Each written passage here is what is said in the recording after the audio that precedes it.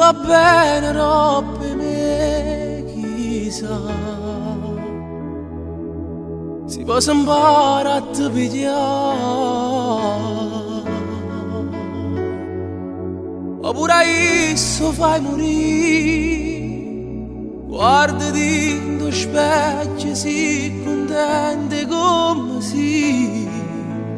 E mo' cancella a chi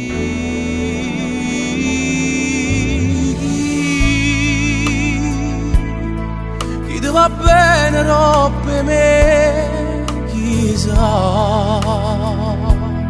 Sarà capace di toccare